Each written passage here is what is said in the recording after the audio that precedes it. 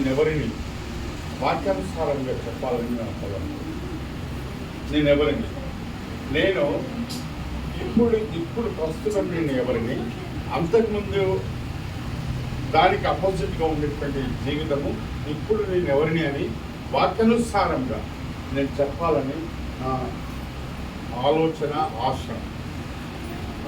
ఎఫెసీ గ్రంథం 3వ అధ్యాయము 7వ వచనం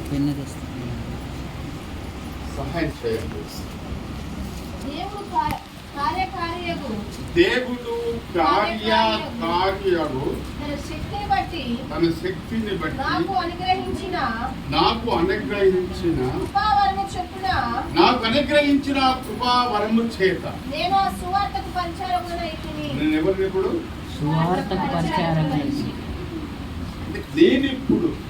నేను ఇప్పుడు ఎవరిని, అంతకుముందు నాస్తికుడుగా ఉండేవాడిని. ఇది ఆపోజిట్గా నేను చెప్పాలని ఆత్మ ప్రేరేపణలో నేను మెచ్చుకున్నాను. దయచేసి ఒక్కసారి మీరెవరికి కూడా డిస్టర్బెన్స్ చేయకూడదని నేను మరీ ప్రభువులో నేను మాట్లాడకూడదు. ఉన్న ఒక 30-40 నిమిషాలు నా మాటల ప్రతిదీ కూడా మీరు పరిశీలించి పరీక్షించి అవగాహనలోకి తీసుకొని ఇది ఎంతవరకు ముందుకు సాగుతుంది అనే ఆలోచనలో మీరు ఆత్మీయమైనటువంటి పోరాటంలో ఆలోచన చేయాలని ప్రభు సన్నిధిలో మీ అందరికీ మరి వందనాలు చెప్తున్నాను. Hallelujah. Be silent, be obedient, then sacrifice. దయచేసి విధేయతతో క్రమములో అవధానంలో తీసుకుందాం. నేను ఎంతో దూరంకి వచ్చాను, హైదరాబాద్ నుండి. అయ్యగారు ప్రయాసపడ్డాడు, నేను ఉండమన్నాడు. ప్రసాద్ గారు కూడా నా కొరకు చాలా ప్రయాసపడ్డాడు. నేను చెప్పేటువంటి ఈ దినమున సాక్ష్యము ఒక 4-5 రోజుల్లో యూట్యూబ్లో వచ్చేస్తుందయ్యా, వచ్చేస్తుంది. సరే, హల్లెలూయా. అయితే నేను ఎవరిని, ఫస్ట్ మా గ్రామము నేను చెప్పేసేసి, మా గ్రామము జోగిపేట, మెదక్ డిస్టిక్లో జోగిపేట గానించే కేంద్రం. నా పేరు కూడా చెప్తాను, తొందరపడకూడదు, నెమ్మదిగా వినండి. అన్నీ చెప్తాను క్లియర్గా. వాస్తవం, యథార్థమైనటువంటి సాక్ష్యము ఉన్నది. మీరు ఏ మాత్రము ఒక్క పదము కూడా మిగిలిన అబద్ధము లేకుండా యేసు నామములో నిజము చెప్పబడును గాక. ఆమేన్. హల్లెలూయా. మా గ్రామము జోగిపేట, అది మంచి ధ్యానించే కేంద్రం. తెలంగాణలో పెద్ద ధ్యానించే కేంద్రం ఒకటి. అది ఆ గ్రామంలో 2 చరిత్రాత్మకమైన సంఘటనలు జరిగినాయి. 2 కూడా చరిత్రలో నిలిచిపోయింది. ఒకటి 2 కూడా పుస్తక రూపంలో, ఒకటి విగ్రహ రూపంలో. గాంధీ బొమ్మ చాలా పెద్దగా ఉంటుంది. మా చార్మినార్ చూసారు హైదరాబాద్లో, అంత హైట్తో ఒక మీటర్ తక్కువ ఉంటుంది. అంత పెద్ద హైట్లో మరి గాంధీ బొమ్మను పెట్టారు. ఇండియాలో ఎక్కడా లేదు. అలాగనే అంటే నేను ఎందుకు చెప్తున్నాను అంటే ఆ గ్రామంలో పుట్టిన చెప్పడానికి అనమాట. ఆ తర్వాత ఆంధ్రప్రదేశ్, తమిళనాడు నుండి ఇప్పుడు తెలంగాణ ఆంధ్రప్రదేశ్ నుంచి ఎట్లా విడిపోయినట్టుగా, సపరేషన్ అయినట్టుగా, మరి తమిళనాడు నుంచి ఆంధ్రప్రదేశ్ సపరేషన్ అయినప్పుడు ఆంధ్రప్రదేశ్ ప్రథమ మహాసభ వైజాగ్ వాళ్ళు, విజయవాడ వాళ్ళు, హైదరాబాద్ వాళ్ళు మేము మీటింగ్ పెట్టాం. ప్రథమ మహాసభ, ఆంధ్ర ప్రథమ మహాసభ పెడతామంటే అక్కడ ఉన్నటువంటి లోకల్ లీడర్స్ క్లాసిఫైడ్గా ఉంటారు. డబ్బుకు బాగా ఉన్నటువంటి ఆ గ్రామం మేము పెడతాము, ఎన్ని కోట్లు అనేటువంటి ఆ గ్రామం, జోగిపేట గ్రామంలో ఆంధ్ర ప్రథమ మహాసభ నిర్ణయించబడింది. ఆ గ్రామంలో నేను పుట్టాను. నా పేరు దన్నారం బలరాం అంటారు. నేను బిఎస్ఎస్ సెకండ్ ఇయర్ వరకు చదువుతున్నాను. 3rd ఇయర్ అటెండ్ అయ్యాను. మరి ఆ లోపల నాకు జాబ్ వచ్చేసింది ఫారెస్ట్ ఆఫీసర్గా. నాకు 3 కుమారులు, కుమార్తె చదువుకున్నారు, పెళ్ళిళ్ళైనాయి, వాళ్ళకు పిల్లలు, మన్మరాళ్ళు వింటున్నారు కదా. హల్లెలూయా. అది ఒకటి మాత్రము నా జీవితంలో జరుగుతుంది ఏంటంటే, నేను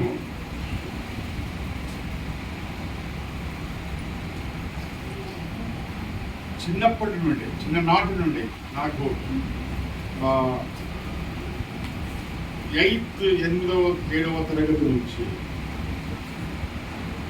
జాబ్ దొరికిన తర్వాత కూడా దేవుని నమ్మనటువంటి జీవితం, దేవుని నమ్మనటువంటి జీవితం, నాస్తికుడుగా ఉండేటువంటి, హేతువాదముగా ఉండేటువంటి, కారణం లేకుండా హేతువుగా పరిగణింపబడినటువంటిది ఏది కూడా నేను నమ్మనటువంటి జీవితం. ఇలాంటి కారణము జరుగుతున్నటువంటి నేపథ్యంలో అనేక సంఘటనలు ఎదుర్కొన్నాను, బాగా సంఘటనలు ఎదుర్కొన్నాను. ఎలాంటి సంఘటనలు అంటే, భారతదేశంలో ఏ రాష్ట్రంలో నేను అడుగుపెట్టగలిగినటువంటి రాష్ట్రం లేదు. కశ్మీర్ నుంచి కన్యాకుమారి వరకు కేవలము అది పరిశీలన కొరకే. దేవుడు ఎక్కడ, అసలు ఎక్కడున్నాడు దేవుడు, ఏ పరిస్థితుల్లో, ఏ అదృశ్యంలో దాక్కున్నాడు అని ఇట్లా మీరు మంచి భాషతో చెప్తున్నాను సంభాషించుకొని చాలా వల్గర్గా మాట్లాడేవాడిని. వాడు ఎక్కడ ఇట్లా ఈ విధంగా అబ్యూజివ్ వర్డ్స్తో మాట్లాడేవాడు. ఆ తర్వాత అంతేకాదు చాలా సంఘటనలు జరిగినాయి నాకు. సంఘాలలో నాకు ఒక మంచి అంటే ఏటుగా పరిగణింపబడినటువంటి WMA చలమయ్య గారని, విఠల్ రెడ్డి గారని ఎమ్మెల్యే గారు ఉండే, CPI విఠల్ రెడ్డి గారు, అతని ఎమ్మెల్యే, కమ్యూనిస్ట్ పార్టీ అతను, మంచి పరిచయము. హేతువాద సంఘము మెదక్ జిల్లాలో నిర్మాణం చేయడం, నేను దానికి ఉపాధ్యక్షుడిగా ఉండడం. హేతు అంటే కారణం లేకుండా మొక్కకూడదు, కనిపించినటువంటి వాడిని, విగ్రహారాధికుని, మాట్లాడినటువంటిది, పలకరించినటువంటి విగ్రహాలను మనుషులు నమ్ముతున్నారు. ఇదేమి బూజుపట్టిన హిందూజము, ఏమి బూజుపట్టినటువంటి హైందవ పరిస్థితుల నుండి ఇదేమి ఎప్పుడు విడుదలవుతుంది, పనికిరాని మౌఢ్యంలో ఇరుక్కపోయిన దేశంలో నేను పుట్టానని మానసికంగా బాధలు ఉన్నటువంటి తత్వం లేదు. ఆ యొక్క నేపథ్యంలో నేను చాలామంది పరిచయం కావాలి, మేధావులు. ఎలాంటి మేధావులు అంటే, భారతదేశాన్ని కదిలించే భారతదేశాన్ని కదిలించే మేధావులు. పేర్లు చెప్తాను కొన్ని. కులదీప్ నాయర్ గారని ఇంటర్నేషనల్ జర్నలిస్ట్, ప్రధానమంత్రిని కలవాలంటే 15 నిమిషాల్లో కలుస్తాం, అలాంటి అతని నాస్తికుడు. తర్వాత MB రామూర్తి, నక్సలైట్ల తరపు నుండి మాట్లాడి సుప్రీంకోర్టులో వాదించినటువంటి MB రామూర్తి గారు పరిచయం. కత్తి పద్మారావు అనార్ఘలంగా ఉపన్యాసం ఇచ్చేటువంటి కొన్నూరులో ఉంటాడు పక్కనే, ఆయన నాకు మంచి మిత్రుడు ఉండేవాడు. అంటే ఇప్పుడు ఉండేవాళ్ళని అంటున్నాను, ఎందుకంటే ఇప్పుడైతే లేడు, నేను మర్చిపోయాను. ఈ మధ్యలో ఒకసారి ఉత్తరం రాశానంటే ఒక 5 years క్రితం, కానీ దానికి జవాబు రాలేదు. చాలామందికి రాశాను ప్రభు గురించి, నాకు ఇద్దరు చెప్పారు. ఆ ఇద్దరు జవాబులు కూడా సరైన జవాబు కాదు. ప్రభు చేసినటువంటి ఆ యొక్క పరిశుద్ధ గ్రంథం నుండి నేను అన్వేషించుకొని కొన్ని ప్రశ్నలు వేస్తే ఎవరు జవాబు చెప్పలేకపోయారు. ఈ రోజు వరకు చెప్పరు, ఇంకా ఎప్పుడు కూడా భూమి మునిగిపోయే వరకు చెప్పరు. అలాంటి ప్రశ్నలు వేశారు, వాళ్ళ దగ్గర లేదు జవాబు. హల్లెలూయా. అలాంటి జీవితం ఉన్నది, అలాంటి జీవితం ఉన్నది. తర్వాత ఆ హేతువాద సంఘములో ఒకవైపు జాబ్ రావడం, 75 జాబ్ వచ్చిన తర్వాత ఎంత నిష్ఠగా నా జీవితం నాస్తికుడిగా జరుగుతుందో గమనించండి. నాకు 75 డిసెంబర్లో జాబ్ వచ్చింది. ఆ డిసెంబర్లో జాబ్ అపాయింట్మెంట్, డిసెంబర్, జనవరి, ఫిబ్రవరి, మార్చ్, ఏప్రిల్లో ఫస్ట్ అపాయింట్మెంట్ వచ్చింది. ఇంటర్వ్యూ అంతా అయిపోయింది, సెలక్షన్ అయిపోయింది ఫారెస్ట్ ఆఫీసర్గా. ఫస్ట్ ఏప్రిల్కు అపాయింట్మెంట్ జాయిన్ కావాలి. కానీ నేను డాక్టర్ బిఆర్ అంబేద్కర్ ఆ యొక్క జన్మదినోత్సవ సందర్భంలోనే జాయిన్ కావాలి డిపార్ట్మెంట్. కానీ నాకన్నా 3 సెలెక్ట్ అయ్యారు, నాతో 4. ఆ 3 ముందే జాయిన్ అయిపోయి జాబ్ చేస్తున్నారు. నువ్వు ఎందుకు జాయిన్ అవుతలేవు అంటే, నేను డాక్టర్ బాబాసాహెబ్ అంబేద్కర్ జన్మదినోత్సవం ఏప్రిల్ 14th రోజు నేను జైన్ కావాలన్న ఆలోచన అంత డిస్టెన్స్ ఎందుకంటే అవును ఆయన నాకు మార్గదర్శకుడు. ఆయన సృజనాత్మకంగా మానవాళికి, అంటరాని వారికి, ముట్టరాని వారికి, నెట్టివేయబడినటువంటి వారికి, ఊరిపైన సమాజంలో రోడ్డు పైన ప్రక్కన వెలదీయబడినటువంటి ఆ జాతిలో పుట్టినటువంటి మా కొరకు, మన కొరకు, సమాజం కొరకు పోరాడిన వ్యక్తి జన్మదినం అని అంత నిష్టలో ఉన్నటువంటి నా బ్రతుకు అలాగనే జరిగింది. 14 పోయి జైన్ అయిపోయింది. ఇలా ఆ నేపథ్యం జరుగుతూనే ఉన్నటువంటి తరుణంలో చాలా సంఘటనలు జరుగుతున్నాయి. మెదక్ చర్చ్ ఎదురుగా, మెదక్ చర్చ్ ఎవరైనా చూసారు? మెదక్ చర్చ్ ఎంతమందిలో హల్లెలూయా చూసారు ఎవరైనా? వీళ్ళందరూ అయ్యగారు బస్సు కట్టుకొని మెదక్ చర్చ్ తీసుకెళ్ళారు. నేను దేవుడు సహాయం చేస్తే డబ్బులు ఇచ్చేసాను అందరికీ మొత్తం బస్సులో కడతాను కదా. హల్లెలూయా మంచిగా ఒక దినం చూసి టైం చూసుకొని ఒక 5 రోజుల ముందు నన్ను చెప్పేస్తే దేవుడు సహాయం చేయునుగాక. మెదక్ చర్చ్ సౌత్ ఇండియాలో పెద్ద చర్చ్. ఆ చర్చ్ ఎదురుగా తర్వాత ఈ ఉన్నటువంటి ఆ పొన్నూరులో కత్తి పద్మనాభ గారిని పిలిపించి, తర్వాత అక్కడ దానికి అధ్యక్షత జె బాబు రెడ్డి గారని కలెక్టర్ మెదక్ జిల్లాలో ఉండే ఆయన నాస్తికుడుగా ఉండేవాడు. ఆ నాస్తికుడు ఎలా ఉండేవాడంటే సభకు వచ్చినటువంటి వారు మూర్ఖులు, సభకు అధ్యక్షత వహించిన వాడు ప్రథమ మూర్ఖులు, అలాంటి భావనలు ఉన్నటువంటి మంచి రచయిత ఆ కలెక్టర్ అయిన జె బాబు రెడ్డి కలెక్టర్ గారు 83, 84 ఆ ప్రాంతంలో వచ్చి మీటింగ్ పెట్టించాం. పెద్ద మీటింగ్ 6-7 మంది, అందులో నేను కూడా ఉండి నేను ఉపాధ్యక్షుడు కాబట్టి నాకు మైక్ ఇవ్వడము, నేను ఒక 20-30 నిమిషాలు మాట్లాడడము. ఎలాంటి మాటలంటే మెదక్ చర్చ్ ఎదురుగానే మేరీ అనేటువంటి ఆమెకు కొడుకు పుట్టాడట. వాడు యేసు ప్రభు అంటే తండ్రి లేనటువంటి వాడికి యేసు ప్రభు ఎట్లా పుడతాడు ఏంటని ఒక అబ్యూజ్డ్ వర్డ్స్తో మాట్లాడినటువంటి జీవితం, అనేక మందిని డైవర్ట్ చేసినటువంటి జీవితం, చాలామందిని దరిదాపుగా నేను అనుకుంటాను కొన్ని వందల మందిని నేను యేసు క్రీస్తు నుండి బయటికి తీసుకొచ్చినటువంటి జీవితం. చర్చిలలో కూడా అలాంటిది బాగా జరిగింది కొన్ని సందర్భాలలో అట్లాంటిది. ఆ తర్వాత ఒకసారి అట్లాగనే సంగారెడ్డి మాకు కేంద్రము, ఇప్పుడు మన కృష్ణా డిస్టిక్ మచిలీపట్నం కేంద్రం కదా, అట్లాగనే మెదక్ జిల్లా కేంద్రం సంగారెడ్డి ఆ కేంద్రంలో 6-7 సంవత్సరాలు కంటిన్యూ ప్రాసెస్లో నా తెలుగు భాష అర్థమవుతుంది కదా, కంటిన్యూ ప్రాసెస్లో మీటింగ్లు పెట్టాను. నాస్తిక సంఘాలు నా ఆధ్వర్యంలో పెట్టేవారు. అందులో బొజ్జ తారకం అని రాహుల్ బొజ్జ కలెక్టర్ ఉంటాడు, హైదరాబాద్ కలెక్టర్.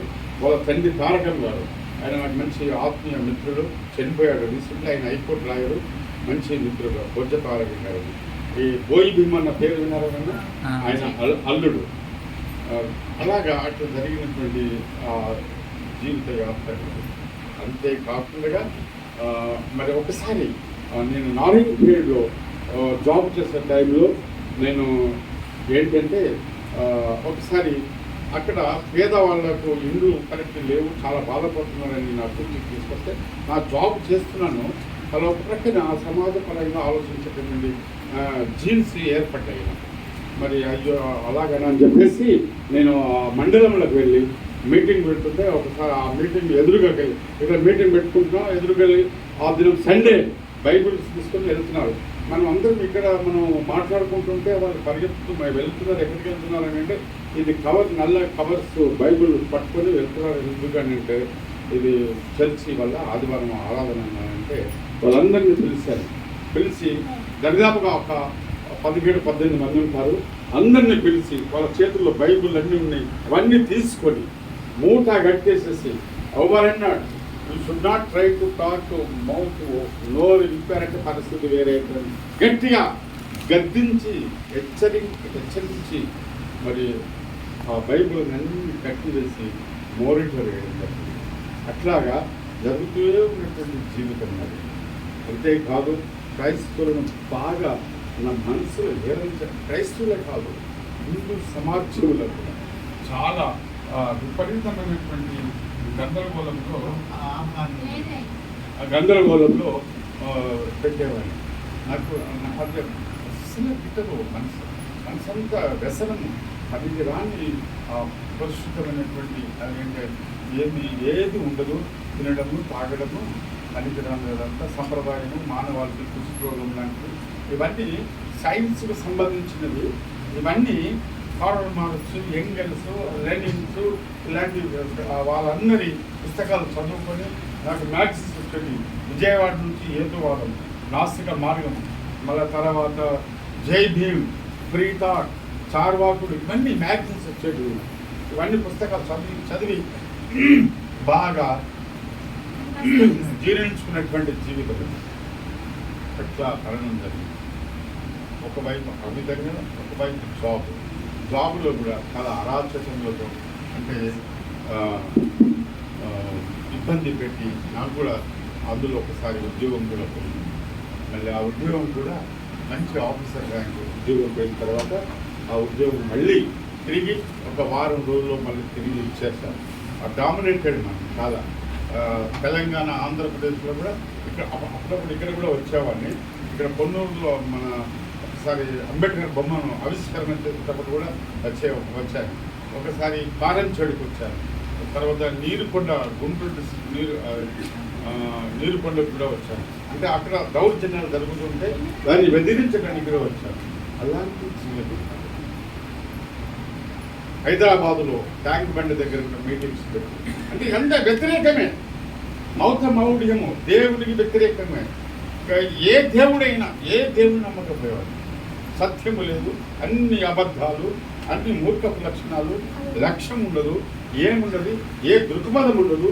ఇట్లా ఆలోచించుకుంటా పోయేటువంటి జీవితం ఉన్నది. ఇప్పుడు పరిస్థితులు అయితే అలాంటి తరుణంలో కూడా ఒకసారి ఏం జరిగిందని అంటే అట్లా బైబుల్ జరగడం, వాళ్ళ మెదక్ చర్చ్ ముందు జరగడం, ట్యాంక్ బండి కాడ మీటింగ్ పెట్టడం, నాగ్పూర్లో మీటింగ్ పెట్టడం, శ్రీనగర్లో మీటింగ్ పెట్టడం, ఢిల్లీలో రామ్లీలా మైదానంలో మీటింగ్ పెట్టడం, త్రివేంద్రంలో మీటింగ్ పెట్టడం, లక్నోలో మీటింగ్, ఇట్లా జరగడం. మళ్ళీ జాబ్ చేయడం కష్టమైపోయింది బాగా. మళ్ళీ కుటుంబంకు పిల్లలను పోషించుకోవాలి. కానీ ఏ మాత్రము పిల్లల వైపు కొంచెం మాత్రమే ఉండేది. ఆలోచన అంతా ఈ వెళ్ళడమే, సమాజంలో పరిగెత్తడం. ఇది నా బ్రతుకు. ఒకసారి సికింద్రాబాద్లో మదర్ తెరిసా వచ్చి అంతకుముందు 80లో వచ్చింది, 80 వరంగల్కి వచ్చింది, అంత తర్వాత 87లో వచ్చింది హైదరాబాద్ సికింద్రాబాద్లో వైఎంసీకి వస్తే ఆమెను కూడా విపరీతంగా గద్దించి మేము ఆదినమే, నేను స్టేట్కి సెక్రటరీగా ఉండేవాడిని నాస్తిక సంఘానికి, కంచె హాయిలయ్య, తర్వాత విమలక గద్దారు, ఈ గద్దారు పాటలు కదా ఆయన ఇక్కడ ఏమన్నా ఇక్కడ వచ్చిన తర్వాత కాలం చేయడానికి వచ్చిన తర్వాత కూడా పాటలు పాడుకుంటారు. ఏమని పాడేవాడంటే పాడిన ఒక పాట పాడారా, అదే లూయా. దళిత పుల్లమ్మ కారణము చేడు భూసాముల చే నిలబడి కలబడి పోరు చేసిన దళిత పుల్లమ్మ ఇట్లా పాడేవాడు. నాకు ఇష్టం అనిపిస్తుంది పాడేవాడు, చాలా పాడేవాడు. అయితే ఇలాగా గుంటూరులో కూడా వీరకొండలో కూడా పాడారు. ఈ జీవితం అన్నమాట. అట్లా వాళ్ళు కూడా ఆ దినము పుచ్చనపల్లి సుందరయ్య గారి భవనంలో మేము ఈసీ మీటింగ్ పెట్టుకున్న సమయంలో ఆ ఇన్ఫర్మేషన్ వచ్చింది. మదర్ తెరిసా కూడా వచ్చింది.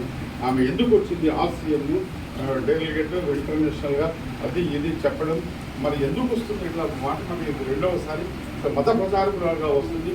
ఈమెను ఈ దినం ఎట్టి పరిస్థితుల్లో హైదరాబాద్ నుంచి తరిమి వేయాలని ఒక ఆలోచనకు వచ్చి ప్రాణం మీద ఆశ వద్దులకు పోయి చాలా 5-6 మంది వెళ్ళి అందులో నాయకత్వం నాకే అప్పచెప్పారు వాళ్ళు ఈసీ మీటింగ్. సరే అని వెళ్ళిన తర్వాత ఆ తల్లి చెప్తే వినలేదు, బయటికి రాలేదు, కాగితం ఇచ్చినాం, ఇంటర్వ్యూ ఇచ్చినాకు మదర్ తెరిసా గారు మాట్లాడినాం. వెళ్ళిన తర్వాత అమ్మ నువ్వు యాజ్ సూన్ యాజ్ ప్లీజ్ గట్టి మీరు వెళ్ళిపోండి, ఇక్కడ గో బ్యాక్, మీరు ఎక్కడి నుండి వచ్చారో అక్కడికే వెళ్ళాలి, ఇక్కడ వద్దు. ఇంకా ఆమె ఒక మాట అనేసేస్తుంది. ఏమన్నదంటే don't expose before the sunlight, the sunlight is created by this Jesus. నీ జీసస్ లేడు, నీవు లేవు, నీ సన్లైట్ చెయ్యి బట్టి లాక్కొని ఆ గేట్ దగ్గర దాకా, అయ్యగారి గేట్ దగ్గర దాకా లాక్కొని పోయి బేగంపేట విమానాశ్రయంలో కారు ఎక్కించి బేగంపేటకి వెళ్ళి ప్లేన్ ఎక్కించి కారు చేసి హల్లెలూయా, గట్టిగా హల్లెలూయా. ఇది నా జీవితం. 1900 ఇంకా చాలా ఉన్నాయి. సమయము కొద్దిగానే ఉంది, కొంచెం తక్కువ. అది ప్రభులు ఎలా అవుతానో అది చెప్తాను. బాగానే బిదర్లో కూడా పెద్ద గందరగోళం జరిగింది. ఒక అరటిపళ్ళ బండిని అది చెప్పలేదు నిన్న. అయితే మామూలుగా ఆ క్యాండిడేట్ మంచి రౌడీ.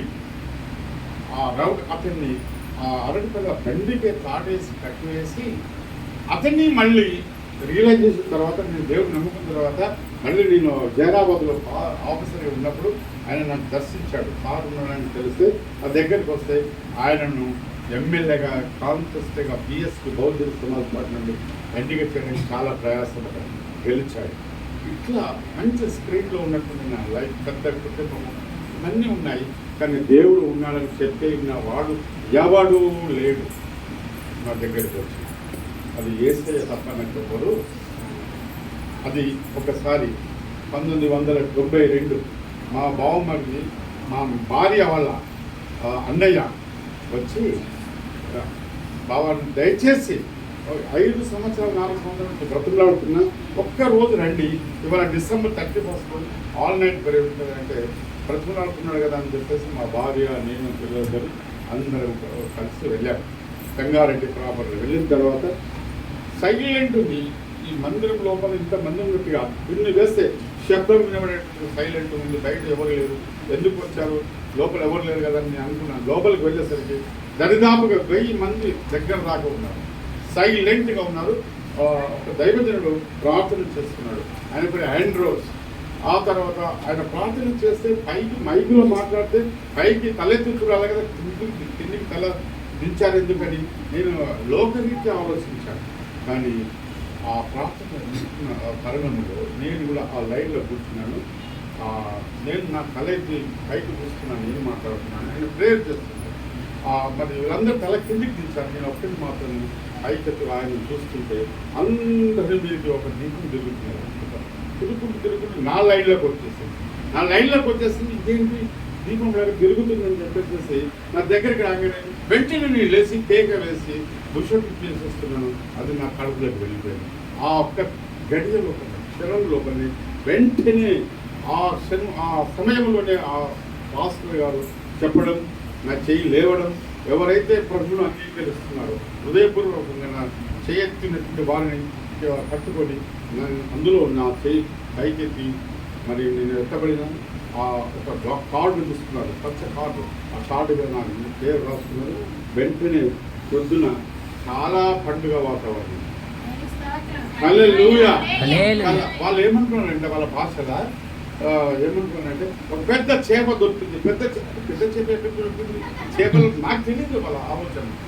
చేప అంటున్నారు, చేపల మాంసం ఇవ్వాలండి అని నేను అనుకున్నాను. అది కాదు, పర్వాలేదు, నాకు అర్థమైంది.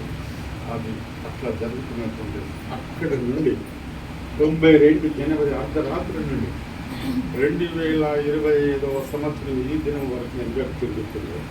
హల్లెలూయా. ఆ తర్వాత గ్రంథాలు చదవడం, పరిశుద్ధ గ్రంథం చదవడం, మళ్ళీ గ్రంథం వెనుక నేను నా డౌట్ తీసుకోవాలంటే ఒక 2 సార్లు జాన్ కెనడీ అని ఒక మంచి రచయిత, సువార్థికుడు, అమెరికాలో ఉన్నాడు. ఆయనది స్కాట్లాండ్. ఆయన ఇండియాకు వస్తే, హైదరాబాద్కి వస్తే ఆయన మా ఇంటికి తీసుకోవడం, ఆయన తర్వాత ఆయన ఆధ్వర్యంలో బాప్తిజం తీసుకోవడం. నేను ఏ దినమైతే పుట్టానో అదే దినము మరి సంఘంలో నా సరళిని అందరూ సంఘం వాళ్ళు కూడా అనుసరించి మళ్ళీ అదే దినము 14th ఏప్రిల్లో నేను బాప్తిజం తీసుకోవడం. 1992 ఆగస్టు 14వ రోజు నేను బాప్తిజం తీసుకోవడం. ఈ బైబిల్ వెంటబడడం, చదవడం అర్థం కాకపోయింది. వాటికి వీళ్ళకి చేసిన పనికిరాని బైబిల్ పక్కకు పడేసేస్తున్నాం. మళ్ళీ దేవుడు ఎలాంటి నిజంగా నేను ఎంత రుణస్తున్నానంటే మామూలు రుణస్తున్నా. అస్సలు ఏమి చేసినా.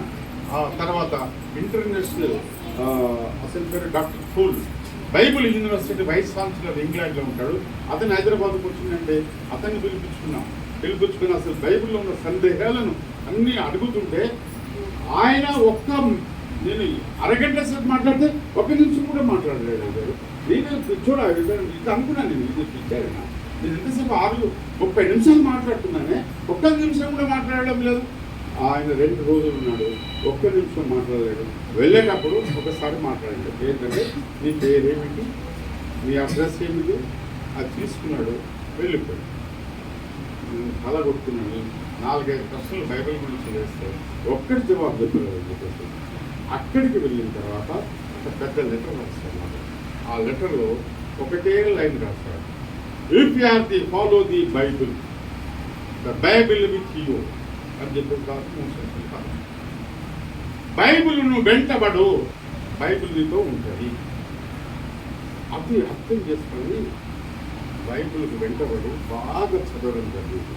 అట్లా 7 సార్లు లైన్ అక్షరం తప్పకుండగా ప్రకట ఆది కాండం నుండి ప్రకటన గ్రంథం వరకు చదవడం, కొంచెం అర్థం కావడం, ప్రభువైన యేసుక్రీస్తు నా నిజమైన దేవుడు అని నేను స్వీకరించడం, ఆ తర్వాత అనేక మందికి సువార్త ప్రకటించడం. ఏ మెదక్ చర్చ్ ముందైతే నేను అనేక మందిని హింసించాను, బాధ పెట్టుకుంటూ సంఘం పెట్టాను, మీటింగ్స్ పెట్టాను, అక్కడనే 2 సంవత్సరములు కరపత్రాలు వంచడం అలాగా జరిగింది. స్తోత్రం. హల్లెలూయా. హల్లెలూయా. అనేక ఉద్యమాల పాల్గొన్నారు.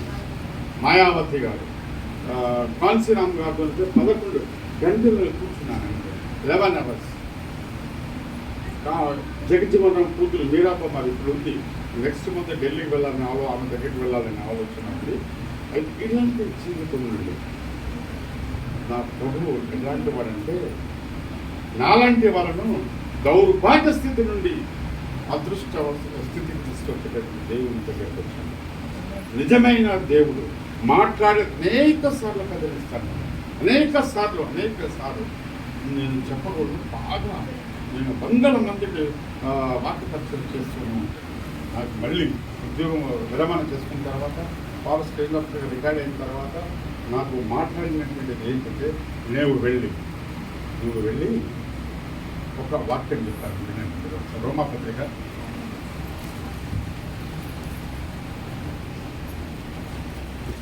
రోమాపత్రిక ఈ స్థితిలో నేను మీ మధ్యలోకి వచ్చాను. రోమాపత్రిక 14వ అధ్యాయము 8వ వచనం.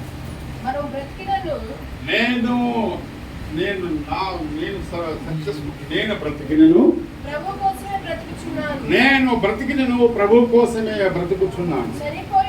నేను చనిపోయినను చనిపోతాను, ప్రభు కొరకే చనిపోతాను. కాబట్టి ప్రియ సంగమా, నేను బ్రతికినను చనిపోయినను నేను ప్రభు వారనై ఉన్నాను. హల్లెలూయా. హల్లెలూయా. హల్లెలూయా. ఇది నా ప్రభు ఈ స్థితికి తీసుకొచ్చి మళ్ళీ సేవకులకు సమర్పించుకొని సేవకుల మధ్య నేను మీటింగ్ కండక్ట్ చేసుకొని నేను కల్చర్గా చివరి వరకు ప్రాణం ఉన్నంత వరకు వ్యాపారాన్ని ఉన్నట్టు చెప్పాలి. ఏ దానికి మసిపూచి మారడికాయ చేయకూడదు. వాక్యానికి ఉన్నది ఉన్నట్టుగానే చెప్పు. 3 అంశంలో నేను తెలియపరుస్తానని అనేక సార్లు నాకు తెలియపరిచిన తర్వాత నేను 2013 నుండి దాదాపుగా ఒక 30 సంఘాల సేవకుల మధ్యలో అనేక మంది 1000 మంది సేవకుల మధ్యలో నేను ఇక పరిచయం చేసుకుంటూ, అందులో భాగంగా నేను అయ్యగారి మరి దేవుడు మాట్లాడినటువంటి విధానంతో మరి ఉండమంటే మీ మధ్యలో నేను మరి వీరి కుమార్తె కమలా కుమారి గారు అక్కడ శోభనాపురం అక్కడికి కూడా వెళ్ళాను. మరి ఈ మధ్యలో తెలంగాణ వదిలేసి ఈ గుంటూరు వైపు మరి విజయవాడ వైపు చెప్తున్నారు ప్రసాద్ గారు, అయ్యగారు మరి ఎంతో మరి నా బ్రతుకు మరి మచిలీపట్నం సముద్రం దగ్గరికి వెళ్తాను. హల్లెలూయా. దేవుడు ఈ వాక్యం దీవించును. కూడికలో ఒక వాక్యం తీసుకోవాలని